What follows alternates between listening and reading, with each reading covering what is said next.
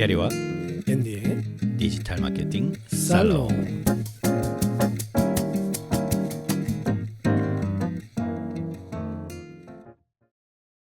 안녕하십니까. 잘 지내셨나요, 게리? 네, 안녕하십니까. 네. 네, 잘 지내고 있었습니다.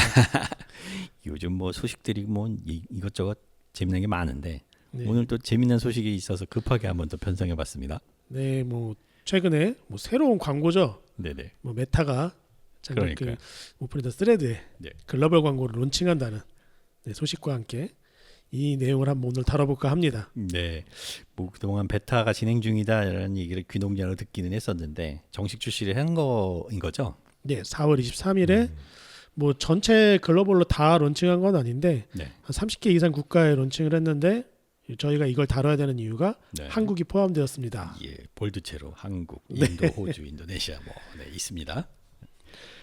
그래서 이건 결국은 이제 트레드가 어떤 그런 이제 광고 시장에도 발을 담그는 하나의 첫 움직임 뭐 이런 부분으로 해석할 수 있겠죠. 네, 뭐 일단 2023년도 네. 7월에 출시 이후에 음. 약 한 21개월 만에 광고 상품이 론칭하는 결정이 내려졌습니다.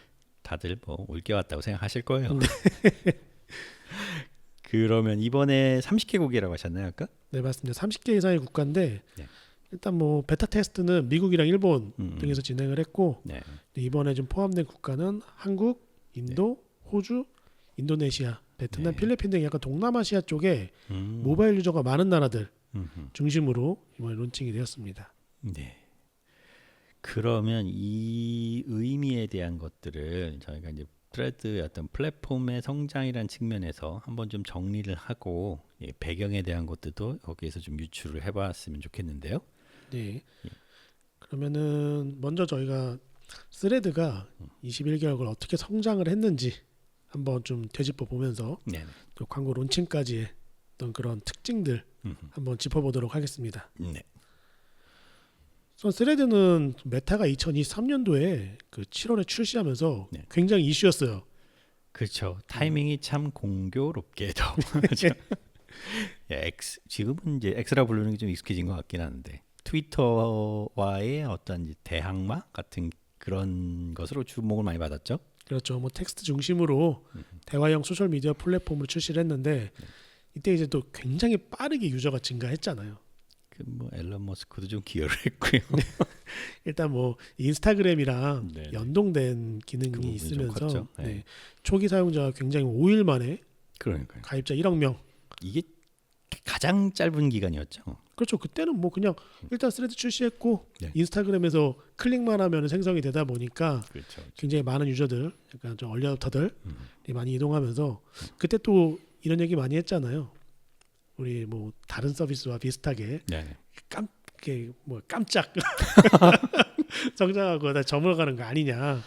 그렇죠. 그 뭐였죠? 클럽하우스였네. 네, 클럽하우스처럼. 지금도 뭐 쓰시는 분들은 쓰시는 것 같긴 한데 네. 한때 유행이지 않을까라는 우려도 좀 있었죠. 일단은 뭐 5일 만에 가입자가 1억 명을 돌파했는데 네. 뭐 현재 광고 출시 시점으로 네. 봤을 때 지금 MAU가 네. 글로벌로 3억 2천만. 그러니까 입니다. 저는 뭐 잠시 딴짓하다가 들여다보니까 숫자가 어마어마하더라고요. 그래서 이제 아마 그때 5일 만에 가입자가 그렇게 폭증을 했는데 네. 그 탄력이 계속 그 배수로 올라가지 않다 보니까 네. 굉장히 좀 부정적인 견해가 많았던 것 같아요.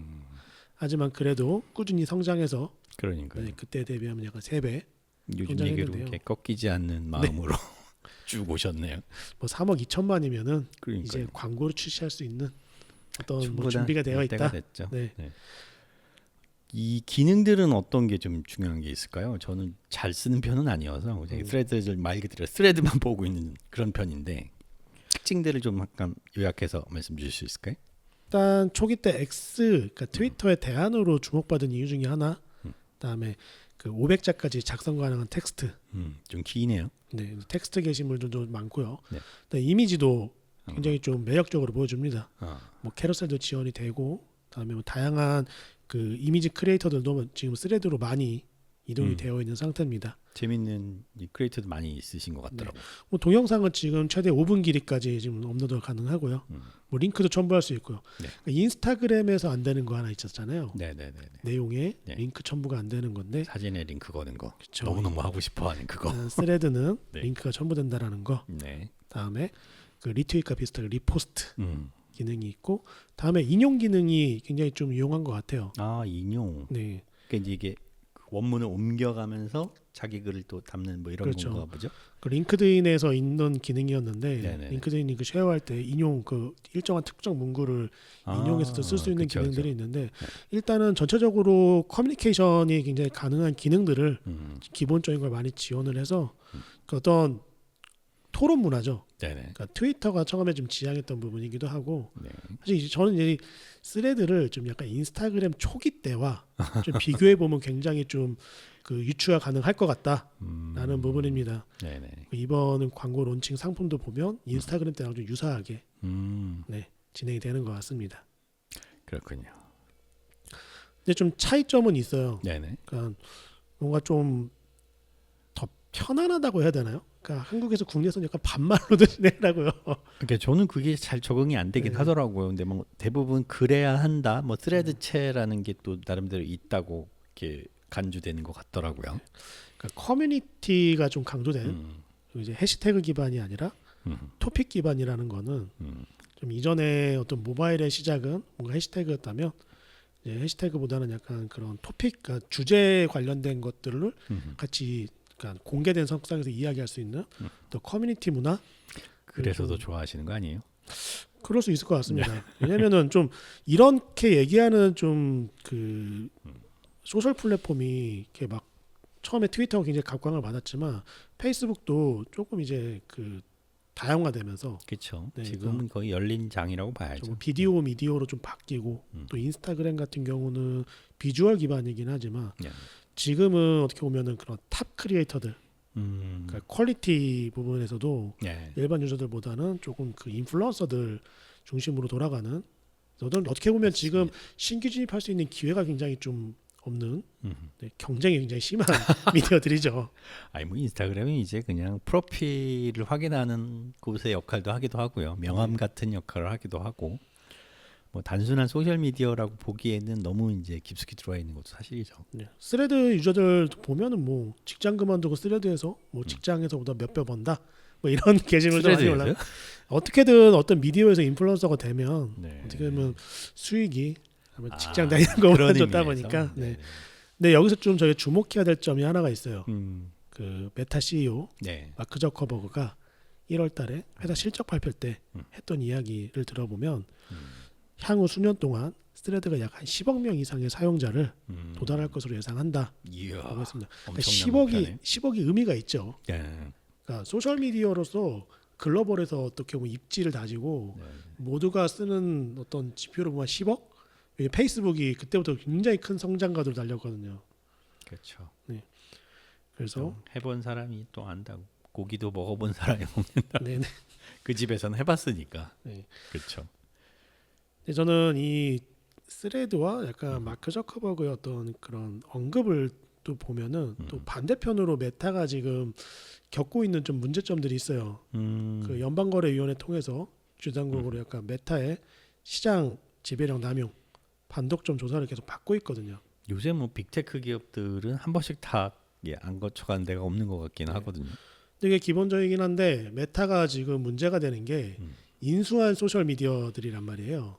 그렇죠. 왓츠앱도 네, 그렇고. 왓츠앱도 그렇고 인스타그램. 그렇죠. 그래서 이제 두 개가 지금 뭐 미국에서는 거의 그걸 통해서 이제 메타가 페이스북, 인스타그램, 왓츠앱을 다 통합하면 소셜 미디어 거의 마켓시어를 소셜 미디어의 제국이죠. 점을 하고 있다라고 볼 수 있는 부분인데 맞습니다. 이게 사실 페이스북은 문제 삼지 않았지만 인스타그램과 왓츠앱, 그러니까 인수한 소셜 미디어 서비스를 지금 문제를 삼고 있기 때문에 약간 좀 그 부분에 대해서 좀 더 안정적인 대비책이 아닐까 스레드가. 보험 같은 성격인가요?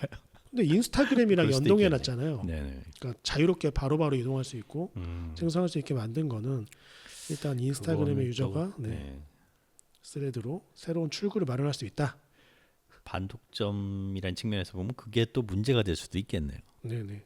근데 일단 뭐 인수한 서비스로 인해서 독점한다라는 부분은 자사 서비스에서 회복을 해본 그런 그 맥락에서 벗어날 수 있는 해결 방법이기 때문에 저는 약간 새로운 출구 전략이다라고도 보고 있습니다.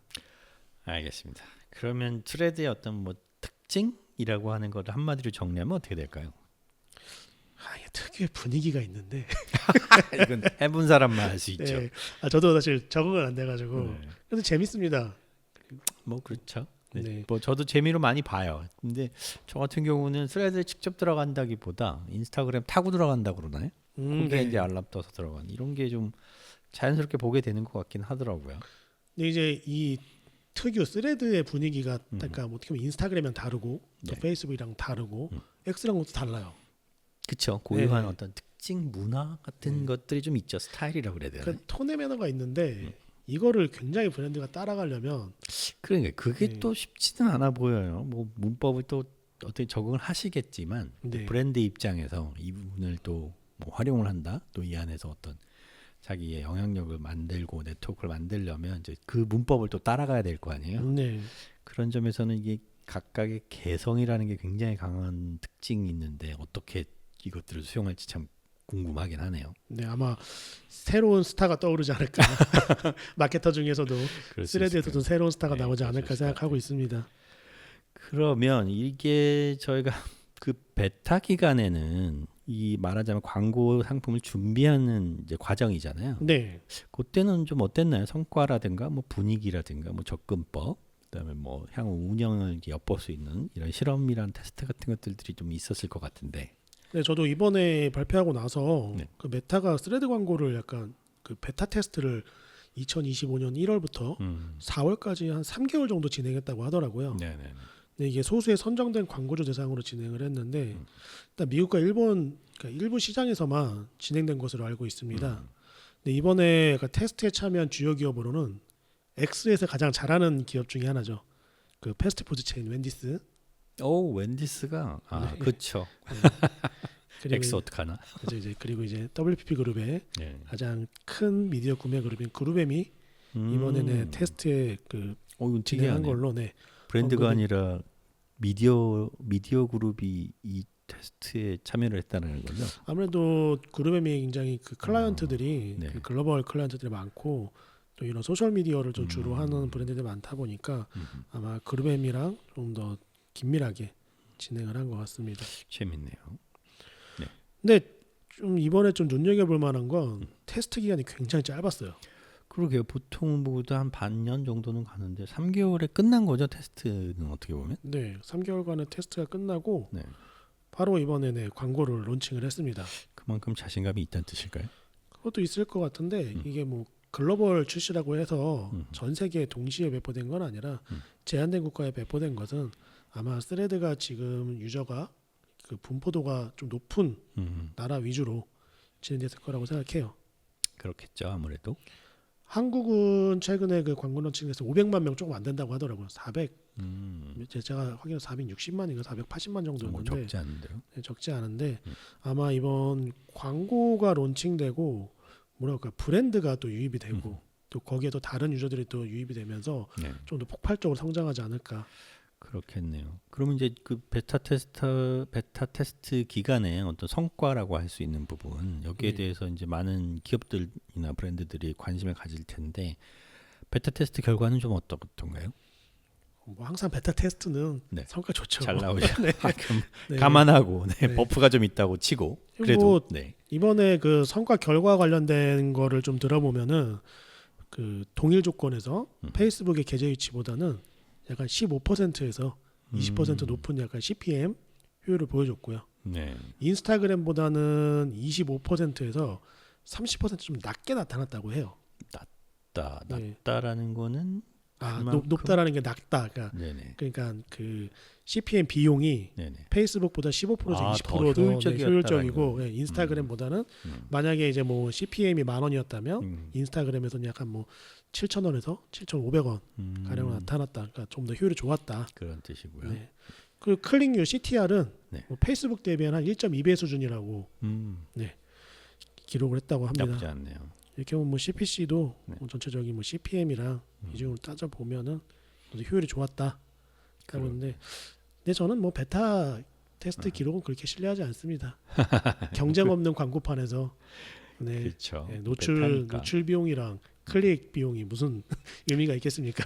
근데 뭐 어쨌든 이제 베타를 진행을 했으니까 네. 그럼 그 베타 기간 동안에 썼던 어떤 뭐 소재나 포맷이나 이런 부분들은 어떤 게 있었을까요? 일단 제가 이거는 좀 찾아봤는데 네. 일단 웬디스 케이스가 올라와 있더라고요. 음. 그래서 이미지는 오늘 좀 여기 첨부를 좀 드리긴 했는데 네. 뭐 영상에도 네 지금 네 이 햄버거. 이미지는 네. 약간 이게 스레드 특유의 어떤 그런 톤의 매너 그리고 이미지를 좀 볼 수가 있어요. At least this ad is cute and we sporty.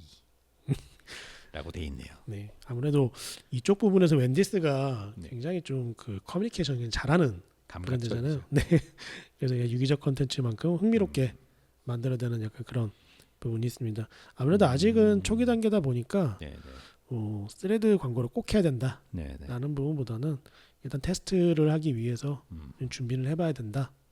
이런 이제 뭐 베타 진행을 한다거나 아니면 이제 출시가 임박했다거나 그러면 이제 초기 선점 효과를 노리려는 브랜드들이 꼭 있잖아요. 네.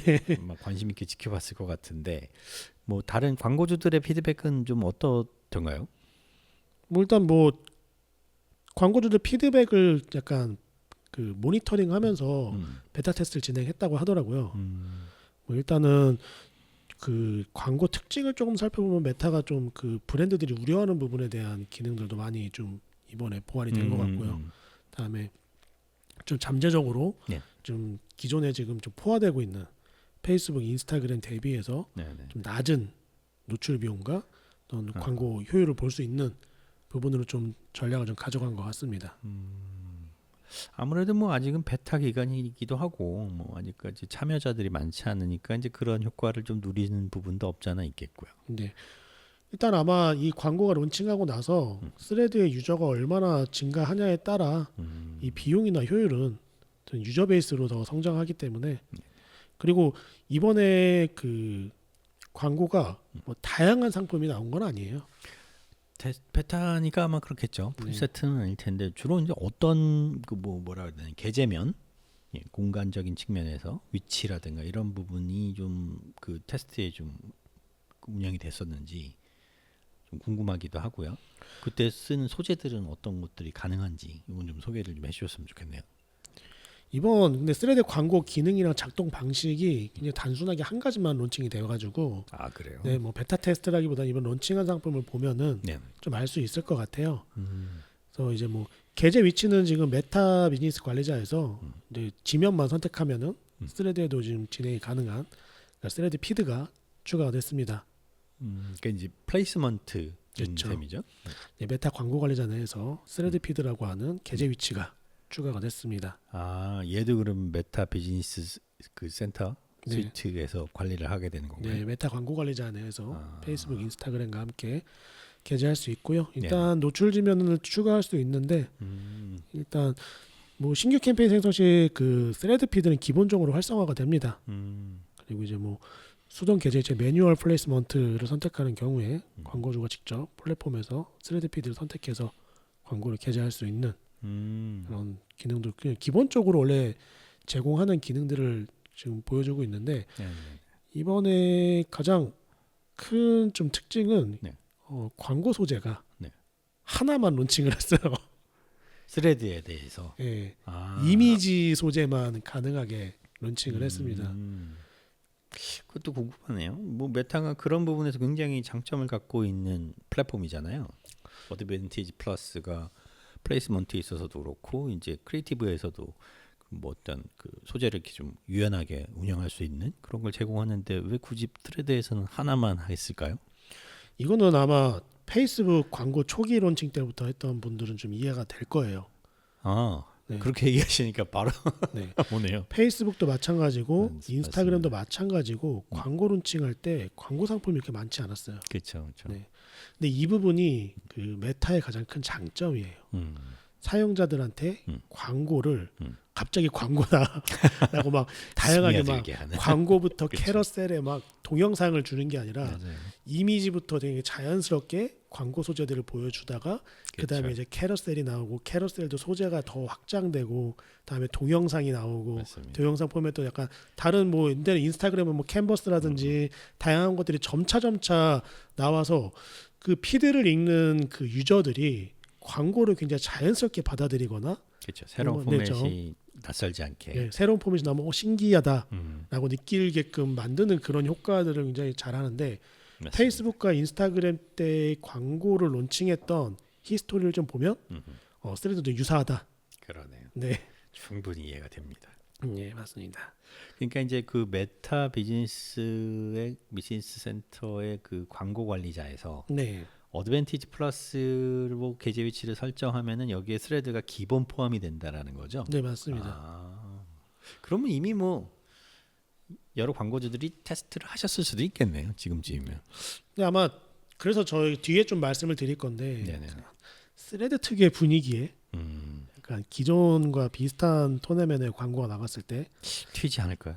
어떤 그러니까 정말 광고처럼 보여질 수 있을 것 같아요. 그렇죠. 네. 그 좋은 건지 나쁜 건지 잘 모르겠는데. 일단 네. 스레드의 컨텐츠 전략, 그러게요. 컨텐츠 부분은 지금 좀 어떻게 보면은 미디어 쪽에서 좀 학습하고 좀 테스트를 막 계속 진행해봐야 되는 새로운 기회가 열렸습니다. 알겠습니다. 그래서 이미지 중심으로 지금 이제 메타 광고 플랫폼 안에 지금 하나의 옵션으로 참여가 된 셈이고요. 그렇죠. 이미 이제 그러면은 이렇게 옆에 스폰서드라고 딱 표시가 되는 이런 방식이 되는 거죠. 맞습니다. 그냥 회색으로 음. 스폰서리드 라벨이 표기되고요. 음흠. 네. 뭐 이미지를 아까 이제 주로 이제 소재로 썼다라고 말씀하셨는데 네. 비율이나 어떤 거는 뭐 사각형인가요? 아니면 뭐 이렇게 장방형? 뭐라 그러죠? 이렇게 랜드스케이프형. 그러니까 이전에 페이스북이랑 인스타그램 때는 네. 딱 고정되어 있었잖아요. 거의 네. 그렇죠. 사실은 기본형이라고 할 수 네. 있는 형태. 이 가로 포맷으로 시작했다가 네. 그 인스타그램 같은 경우 1대1 포맷이 그쵸, 기본이었고 스퀘어. 그다음에 스퀘어에서 조금 더 긴 소재로도 바뀌고 음흠. 조금 그 가로로 된 직사각형도 가능하게끔 다양화가 됐는데 이번엔 이미지만 론칭을 했지만 오히려 포맷을 좀 더 다양하게 허용을 했어요. 그것도 또 네. 특이하네요. 1.91대 1부터 네. 4대 5까지 아, 비중을 좀 다양하게. 요거는 메타 광고 관리자를 타서 그런 건가요? 아니요, 아마 스레드의 좀 특징일 것 같아요. 그래요. 스레드 자체가 뭔가 그 인스타그램은 초기에 스퀘어 포맷이 기본이었잖아요. 네. 그게 그게 제한이었다 특유의 보니까. 감성이기도 네. 했고. 그리고 이제 페이스북 처음 론칭 때도 모바일로 가는 그 초기였기 때문에 네. 그렇게 포맷을 다양화할 수 있는 기회가 좀 기술적으로는 뭐 그건 그렇죠. 좀 부족했던 것 같아요. 근데 지금은 이제 그런 부분에 대해서 굉장히 유연한 상태이기 때문에 이번에는 시간 문제 아닐까요? 캐러셀 들어가고 앨범 네. 들어가고 뭐 동영상 들어가고 하겠죠. 이것도 굉장히 좀 다양한 실험 필요할 것 같아요. 네. 알겠습니다. 네.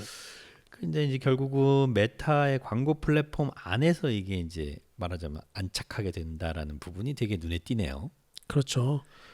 일단 메타의 광고 생태계를 그대로 활용할 수 있다는 거기 때문에 네네.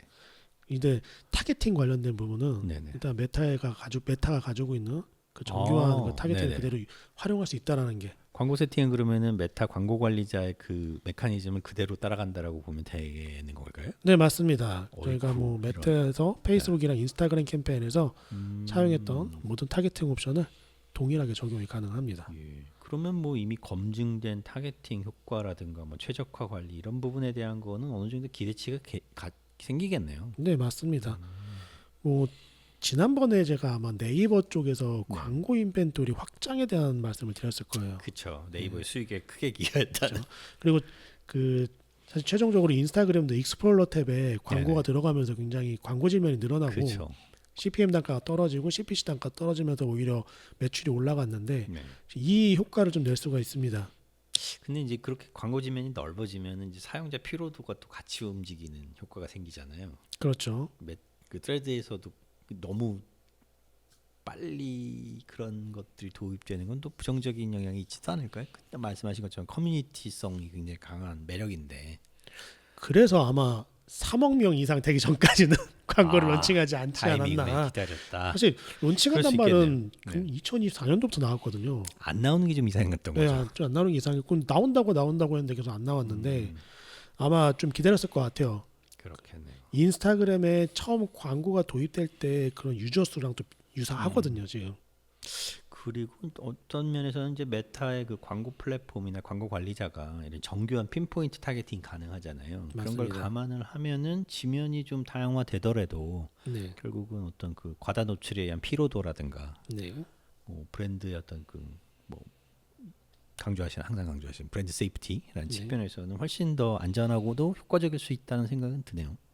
일단은 인스타그램 유저가 굉장히 많잖아요. 그렇죠. 그 페이스북도 유저가 많아요. 네네네. 근데 정말 액티브 유저, 그러니까 강성 유저들이 페이스북에도 있고 인스타그램에도 있어요. 근데 그 수십억 명이 그렇죠. 다 매일매일 보냐. 그렇진 않죠. 저는 약간 스레드는 그 사람들이 다시 모여서 활동할 수 있는 하나의 플랫폼이 더 생겼다고 생각하거든요. 왜냐면 이건 인스타그램에서 할 수 있는 화법도 아니고 제 페이스북에서 사실 관심사를 나누는 그런 관계형이 아닌 조금 다른. 네, 조금 다른 결의 커뮤니케이션이기 때문에 저는 그 유저들은 다 이것도 쓰고 저것도 쓰는데 주로 쓰는 플랫폼이 뭐냐? 라고 할 때 스레드에서의 인플루언서가 인스타그램의 인플루언서인 경우는 좀 많지 않아요. 현재 봤을 때 결이 많이 다르죠. 결이 많이 결이 다르고 많이 다르죠. 근데 있기는 해요. 인스타그램에서도 인플루언서고 스레드에서도 인플루언서인 사람들이 있어요. 어디나 만능 엔터테이너들은 그렇죠. 존재하시니까. 근데 그들이 딱 탑은 아니에요. 예.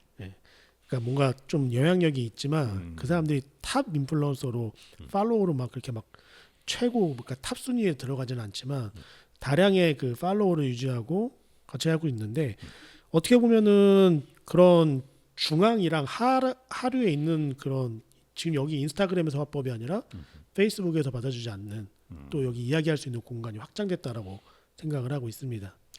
알겠습니다. 많은 기대감을 갖게 하는데요. 한번 정리 차원에서 밑에 돌아가서 그 타겟팅 관련된 부분을 조금 한번 좀 짚어봤으면 하는 생각이 들거든요. 네, 이건 저는 좀 새로웠어요. 그러니까 어떻게 보면은 보통 이제 새로운 미디어, 버티컬 미디어, 좀 소셜 미디어가 등장을 하면 이게 성숙기까지 다다르는데도 시간이 오래 걸리고 그 안에서의 이제 마케팅 활동이라든가 뭐 고객을 만나는 방식 이런 것들이 정착하니까 시간이 좀 많이 걸리잖아요. 네, 근데 얘는 한동안 오랜 시간 동안 이렇게 유저 베이스가 늘어날 때까지 기다리고 청정지대종 광고 없이 쭉 오다가 어느 날 갑자기 짠 하고 등장했는데 메타의 광고 관리자와 그 생태계를 어떻게 보면 올라타는 셈인 거잖아요. 네. 그런 면에서 굉장히 특이한 접근법이기도 하고 굉장히 효과적이겠다라는 생각이 드는 생각이에요. 뭐 이제 그 메타가 네. 공식적으로 광고 상품을 론칭을 했지만 사실 스레드에 광고가 없던 건 아니에요. 아 그런 거요? 그러니까 인플루언서로 네. 광고 콘텐츠들이 계속 나오고 있었습니다. 아 페이드 상품은 아니고. 네, 또 인스타그램에서도 인플루언서들 통해서 어떤 그런 포스트를 하는 것처럼 스레드에서도 있었어요. 계속 나왔어요. 일종의 뭐 컨텐츠에 들어 네. 봐야 되는 거죠. 콘텐츠에 들어오죠. 콘텐츠 협업이죠. 네. 네. 그래서 그 스레드 유저가 그걸 소개하고 근데 약간 화법은 그들의 화법을 따라가는 그런 걸 그래서 아마 사람들이 이게 광고인지 아닌지 잘 그분은 근데 광고라고 말하긴 하더라고요. 네 그렇기 때문에 그런 뭐 사실 뜬금없이 갑자기 무슨 행사를 알려준다든지 뭐 이런 것들 하는데 또 자연스럽게 잘하시는 분도 있고요. 네. 네 아마 이게 어떻게 보면은 그런 분들이 여기에서 좀 많은 좀 시너지를 내지 않을까. 또 광고를 통해서 또 기업들이 부스팅할 수 있는 네. 확장할 수 있는 기회도 생길 수 있을 것 같습니다. 그러면 이제 그런 어떤 그 스레드의 광고 생태계라는 네. 것들이 이제 메타의 것들과 이제 어떻게 보면 오버랩되는 부분도 있고 맞습니다. 특히 이제 타겟팅이라는 측면에서는 매우 메타가 발전시켜온 어떤 시스템이나 메커니즘을 잘 활용하겠구나라는 기대감이 좀 생기게 되는데 네. 이것을 이용하는 어떤 이제 디지털 마케터의 입장에서 봤을 때 우리가 주목해야 될 어떤 타겟팅 상에서의 특징 같은 것들은 뭐가 있을까요? 일단은 그 페이스북이랑 인스타그램에 있는 뭐 어떤 커스텀 어디언스라든지 네네. 뭐 루거라이크 어디언스 같은 네. 그런 기능들이 그대로 다 이전돼 오기 때문에 아, 네. 그러니까 뭐 이거는 그냥 메타 광고 관리자의 기능, 타겟 설정이라든가 타겟팅 기능은 그대로 활용한다라고 보면 되는 건가요? 맞습니다. 상당히 고도화된 상태로 출발을 하는 거네요. 그렇죠. 이제 그리고 이제 이게 인스타그램을 연동으로 계정을 만들기 때문에 어떻게 보면 인스타그램에서 축적된 네. 타겟 데이터를 네. 또 스레드에서 그냥 활용할 수 있는 어떻게 보면 인스타그램에는 접속만 하고 예. 컨텐츠를 많이 안 올리지만 스레드에서 컨텐츠를 올리는 유저가 또 생길 수도 있는 거죠. 마케터들의 입장에서도 굉장히 어떻게 보면 익숙한 시스템이니까 그렇죠. 적응이 굉장히 빠르겠네요. 네, 맞습니다. 그동안 뭐 메타에서 광고를 하던 그런 브랜드들도 저희 좀 이런 타겟팅이나 자신들의 어떤 커스텀 어디언스라든지 이런 네. 부분에서는 좀 모수는 작지만 네. 그래도 다시 한번 실험해 볼 수 있는 음, 기회가 생겼습니다. 알겠습니다. 스레드가 굉장히 어떻게 보면은 생각보다 이렇게 잘 짜여진 준비하에 런칭을 하는 것 같다는 인상을 받게 되는데 아무래도 이제 뭐 최근에 브랜드나 마케팅을 하는 어떤 주체 입장에서 봤을 때는 이런 미디어들의 위험성이라기보다 뭐랄까요 예상하지 않았던 브랜드 예측되지 세이프티. 않던 그런 문제들과 부딪히는 경우들이 굉장히 많았잖아요. 그런 것들에 대해서는 프레드는 어떤 뭐 대응이나 해결책을 좀 제시하고 있나요? 아마 최근에 네. 소셜 미디어 중에서 광고에서 가장 타격을 많이 입은 건 X일 거예요. 네. 예, 브랜드 그거야 세이프티의 뭐, 네. 문제가 있거든요. 예. 그러니까 어떤 컨텐츠 옆에 그 광고가 나오냐, 네. 그 다음에 나오냐인데 굉장히 민감하거나 그럴 수 있죠. 그리고 페이스북이 좀 문제가 좀 발생한 게 그런 부분들이에요. 페이스북은 좀 심하죠. 네, 굉장히 심하고 네. 그다음에 그런 인스타그램은 오히려 좀 그런 부분 좀 덜하기는 하지만 최근에 어떤 그 이슈가 있는데 이번 메타가 스레드 런칭할 때 이거를 좀 이를 갈고 나온 것 같아요.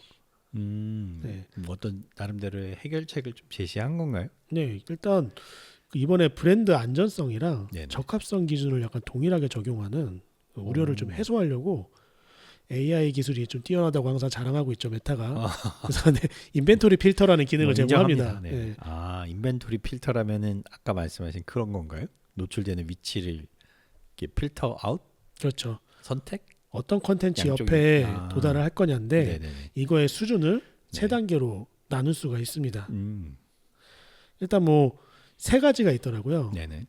확장 인벤토리라 그래서 expanded 인벤토리라고 그러니까 메타 컨텐츠 수익화 정책에 네. 준수하는 컨텐츠 옆에 광고가 나오는 그러니까 이걸 AI로 감별을 하는 거죠. 네네. 그러니까 수익화 정책에 그러니까 뭐 준수하냐 아니면 이런 것들을 좀 평가하는 시스템이 있고 다음에 뭐 보통 인벤토리라고 모더레이티드 인벤토리가 있는데 그러니까 매우 민감한 컨텐츠 그러니까 뭐 비극 뭐 갈등이라든지 이런 요소들이 있는 그 옆에 있는 광고 계좌를 제외하는 옵션이 뉴스들이 있습니다. 워낙 험한 게 많으니까 네. 그런 것들 얘기하시는 거겠죠. 그러니까 도달 범위가 좀 다소 좀 줄어들고 네네. 비용이 증가할 수는 있습니다. 그렇군요. 그리고 이제 제한 인벤토리라고 리미티드 인벤토리가 있어요. 그러니까 더 추가적인 민감 콘텐츠 발음이 어려워요. 민감 컨텐츠. 실시간 동영상 콘텐츠 옆에도 네. 광고 계좌를 제외시키는 겁니다. 왜냐하면 실시간이나 바로 나온 거는 그렇죠. 사실 이 컨텐츠의 민감성을 판단할 수가 없잖아요. 그렇죠. 초기 반응이 어떨지도 알 수 그렇죠. 없고. 그런 것들을 다 제외시키는. 아이고, 이거는 그럼 도달 범위가 확 줄겠네요. 그렇죠. 이거는 정말 리미티드 인벤토리는 브랜드 세이프티를 가장 우선시하는 옵션. 그렇지만 마케터들은 굉장히 유념해서 이 부분을 활용할 수 있겠다라는 생각이 들겠네요. 네.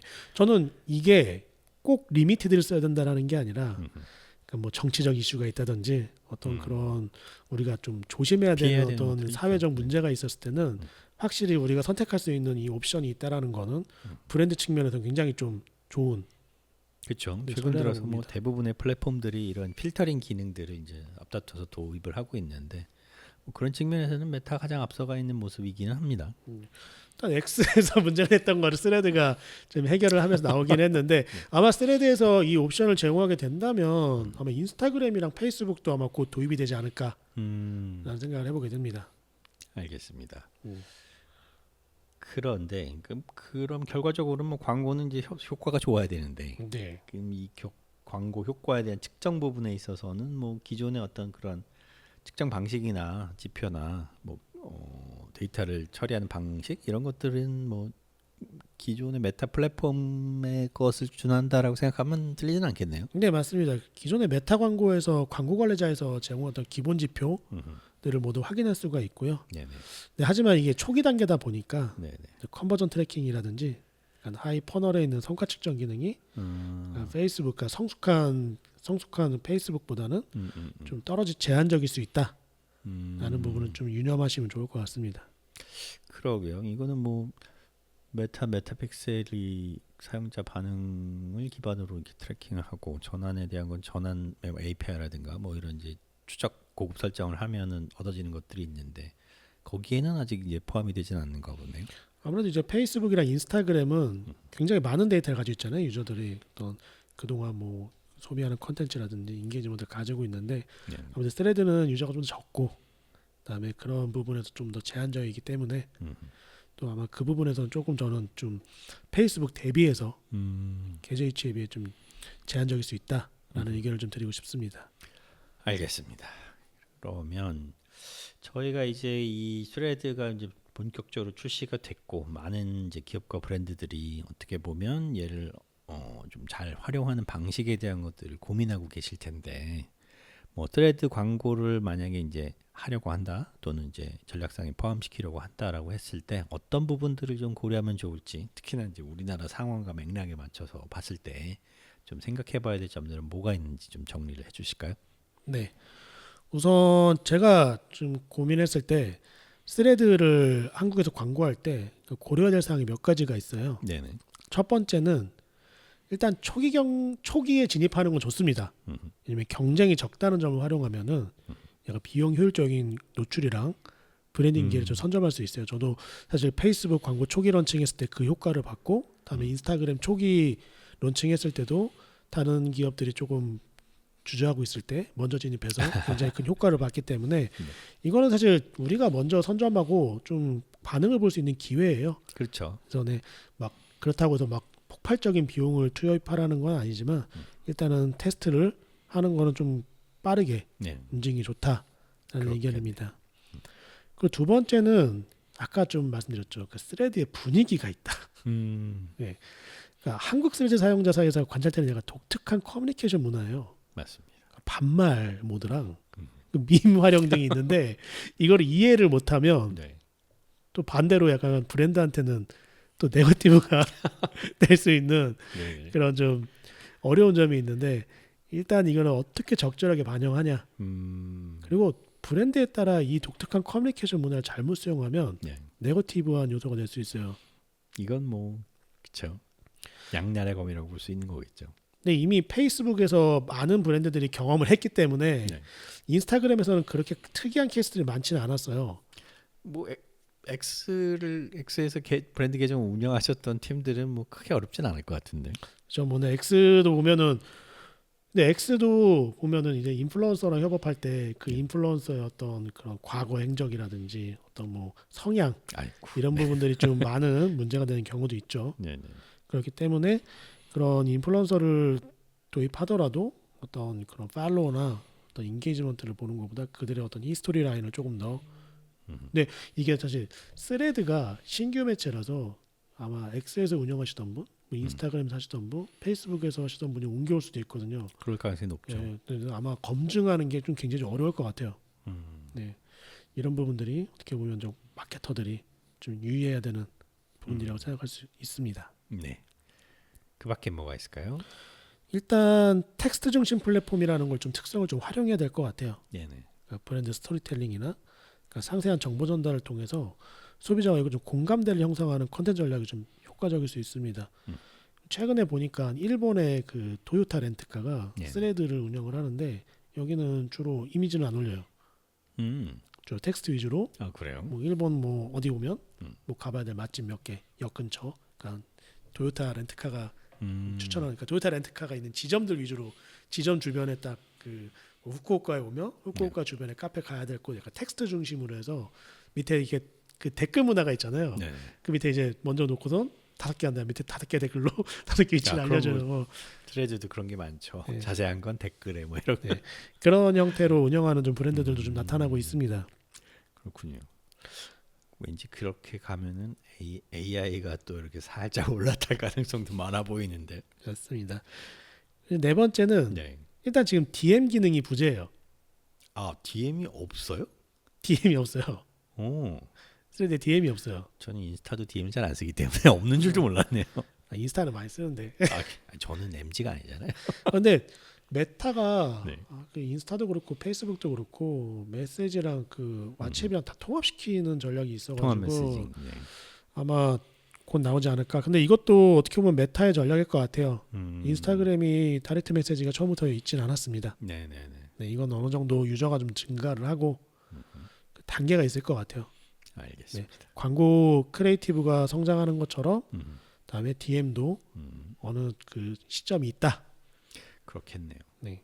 결국은 그러면은 이제 뭐 이렇게 마케팅 활용을 하고자 한다면은 쭉 얘기를 주신 걸 보니까 뭐 광고 상품 자체에 대한 부분도 많이 유념을 해야 될 부분이 있겠지만 포스팅이라고 그러나요? 네. 스레드를 만드는 그러니까 컨텐츠를 어떻게 만드느냐가 굉장히 관건일 것 같은데 뭐 굳이 좀 이렇게 정리해서 조언을 주신다면 쉽지 않은 것 같긴 합니다만 딱 컨텐츠 부분에 대한 이야기가 굉장히 좀 어려운 것 같은데 그럴 것 같아요. 일단은 좀 기본적으로 스레드 환경에 맞게 조정을 해야 됩니다. 네. 근데 이제 딱딱하고 약간 공식적인 톤보다는 네. 좀 더 약간 친근하고 막연해요. 인간적인 톤인데 막연합니다. 막연하긴 한데 네. 이 스레드에서 잘하시는 분들의 그거를 따라라는 게 아니라 네. 이 사용자들과의 어떤 커뮤니케이션 접점을 한번 보면은 네 가지의 어떤 요점이 있을 것 같아요. 그래요. 요건 네. 유용할 것 같아요. 일단 참여를 좀 유도해야 됩니다. 그러니까 질문을 유도해야 돼요. 답변들 많이 하시나요? 그러니까 이게 질문을 댓글로 계속해서 연결되다 보니까 이게 약간 토론 형식이라고 했잖아요. 그 스레드니까요. 그렇죠?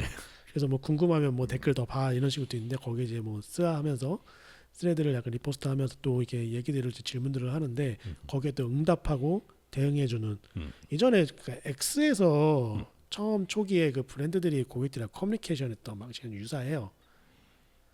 그러다 보니까 이제 컨텐츠에 뭔가 그냥 보여주고 딱 보세요가 아니라 좀 뭔가 좀 궁금해지고 다음에 뭔가 내가 좀 얻어갈 게 있는 그런 컨텐츠들이 굉장히 좀 많이 좀 그 공유가 되고 좀 인기가 많아요. 그래서 비하인드 스토리가 좀 많이 공유가 됩니다. 그래서 뭐 그럴 수밖에 없을 것 뭐 같네요. 제품 개발 과정이라든지 회사 문화나 그러니까 약간 인간적인 면모를 좀 보여주는 부분들이 좀 필요합니다. 요런 거 시리즈로도 많이들 하시더라고요. 무슨 맞아요. 썰, 무슨 뭐 경험담 해가지고 5, 6, 7 해서 넘버링을 쫙 붙이시던데. 맞아요. 이제 관련 스레드에 참여하는 거예요. 그러니까 아, 뭐 그러니까 포스팅을 하는 것뿐만이 아니라 그렇죠. 참여를 한다는 거예요. X도 보면은 네네네. 그런 뭔가 웬디스가 막 맥도날드 가지고 아, 참여하는 것처럼 그런 식으로. 네, 뭐 브랜드 전문성이나 관련된 주제에 대해 약간 유기적으로 참여를 하는데 이때 가장 주의해야 될 게 네. 유기적 참여라는 부분이에요. 자연스럽게 이거 쉽지 않아 보이는데. 가서 계속 회사 거 푸시하고 네네. 네, 우리 회사 홍보하면은 그러니까요. 아무도 관심 갖지 않습니다. 또 엉뚱한 데 들어가서 삐 소리 하면 그렇죠. 큰일 날 텐데. 그러니까 그 주제와 대화에 맞는 이야기를 브랜드가 정보를 줄 수 있다면 저는 참여해도 나쁘지 않다고 생각합니다. 네, 이거는 뭐 브랜드 가이드나 이런 것에 따라서 좀 다를 수는 있겠네요. 그렇죠. 그리고 이제 그 스레드의 그 보면 댓글로 더 연결해서 이렇게 하나, 둘, 셋, 넷 이렇게 그쵸. 약간 리스티크처럼 보여주는 기능이 있는데 이게 약간 스토리텔링에 조금 더 네, 좀 특징이 있어요. 네.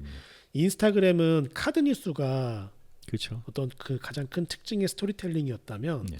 스레드는 약간 그 스레드 정말 그 댓글로 하나씩 이어지는 리스티클이 어떻게 보면 스토리텔링 어떻게 보면은 블로그에 텍스트 컨텐츠를 다 얹어놓은 것 같은 느낌도 낼 수 있어요. 그럴 수 있겠네요. 네, 그래서 이제 하나를 읽으면 그 다음 게 궁금해질 수 있도록 해서 이렇게 스토리텔링을 구성하는 그런 컨텐츠 방법이 있습니다. 알겠습니다. 이게 뭐 짚어볼 것들이 여러 가지네요. 뭐 광고를 어떻게 해야 될지도 있고, 뭐 톤을 어떻게 잡아야 될지도 있고, 참여는 어떻게 해야 되는지, 광고 효과는 또 어떻게 봐야 될지. 또 이제 아무래도 초기이다 보니까 이제 광고 상품들이 이제 브랜드 가이드나 브랜드 세이프티 측면에서 적절한 곳에 배치되고 노출되는지 이런 것들도 어떻게 측정을 해야 되는지 뭐 짚어봐야 될 것들이 굉장히 많은 것 같은데 네, 뭐 이제 쭉 소개를 해주셨으니까 이제 종합적인 의견을 한번 좀 짧게 정리해서 말씀을 주신다면 우리 현업에서 일하시는 디지털 마케터를 위한 조언 말씀 좀 나눠주실까요? 일단 전체적으로 지금 메타가 가지고 있는 문제를 좀 해결하고 그동안 쌓아온 AI 기반의 정교진 타겟팅이 그러니까 스레드 광고 론칭으로 인해서 약간 조금 더 보여줄 수 있는 뭐 새로운 약간 기회라고 생각합니다. 네. 그리고 새로운 잠재 고객이랑 뭐 브랜드 인지도 높일 수 있는 새로운 접점이 열렸다라는 거, 이건 사실 디지털 마케터들한테 굉장히 좋은 소식입니다. 그리고 이제 더 쉽게 접근할 수 있다라는 거, 메타 광고 플랫폼 통해서. 그러게요. 근데 그리고 제가 아까 말씀드렸던 것처럼 마크 저커버그 CEO가 스레드 사용자 목표 10억 명을 설정한 것은 두고 봐야죠. 아니 그래도 10억을 목표라고 하는 거는 이 플랫폼에 약간 장기적인 비전을 가지고 투자하고 있다라는 의미라고 생각해요. 그러게요. 한동안은 메타버스에 꽂히셔서 길을 잃고 헤매시더니 아마 다음 실적부터 계속 스레드의 유저 수가 얼마나 증가했는지가 어떻게 보면 또 핵심 지표가 될 수 있을 것 같습니다. 네, 알겠습니다. 그래서 일단 이거를 뭐 근데 대부분 이런 새로운 광고나 특히 이 AI 기반의 타겟팅에 대해서 굉장히 보수적인 분들이 많으세요. 네. 내가 연령 그리고 누구 어디 사는 사람 지정한 거 말고 그 외로 노출된 걸 내가 어떻게 컨트롤, 내가 어떻게 통제해. 맞습니다. 그러니까 마케터가 계속 자기가 다 100% 통제하려고 하는데 이 통제를 못하는 거에 대한 우려를 표하는 거는 저는 굉장히 좀 올바른 자세라고 생각해요. 왜냐면은 올바르지 않다고 하시는 줄 알았는데. 네. 왜냐면은 올바르다. 그 우려를 표하는 건 맞아요. 네. 그런 것들을 항상 고민하는 건 맞는데 조심해야 된다는 네, 얘기죠. 조심해야 된다는 얘기죠. 네. 그래서 무조건 다 수용한다라는 게 아니라 네. 하지만 반대로 너무 강성적으로 이걸 아예 안 하는 것보다는 음. 저는 이 변화에 따라가기 위해서는 적절한 테스트 음. 그리고 아까 말씀드렸던 이 플랫폼의 특징, 우리 브랜드가 그리고 스레드에서 어떻게 커뮤니케이션 할 수 있는지 검토하는 게 먼저예요. 그게 우선돼야 될 것 네. 같아요. 무조건 해야 된다는 게 아니라 그런 부분들을 조금 좀 객관적으로 좀 검토를 한 다음에 네. 테스트를 어떻게 해야 될지, 그리고 우리가 제안된 이 문제를 풀어나갈 수 있는 방법이 있는지 네, 네, 네. 이런 부분들을 좀 검토하는 게 가장 우선이라고 생각을 합니다. 네, 알겠습니다. 오늘 전체적으로 이제 스레드의 광고 상품 런칭과 뭐 그 특징들, 그다음에 베타 기간 동안에 확인된 사항들, 앞으로의 전망, 뭐 저희가 활용하는 데 있어서 좀 짚어봐야 될 것들, 이렇게 좀 일목요연하게 잘 정리된 이야기들을 좀 나눠봤네요.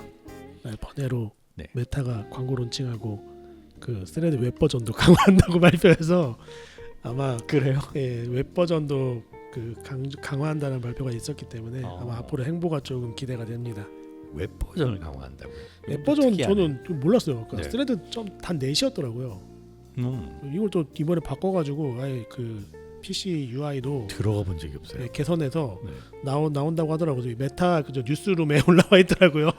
오, 이건 특이한 행보네요. 대부분 다 모바일 중심으로 얘는 이미 모바일이었는데 거꾸로 웹을 강화한다고요? 네, 저 웹 버전을 강화한다라는 행보가 있기 때문에 이 부분도 좀 기대가 됩니다. 네, 앞으로 스레드의 행보에 대해서 조금 더 우리가 주의를 기울이면서 초기 반응과 정착까지 어떤 유용한 성과를 거둘 수 있기를 기대해 보겠습니다.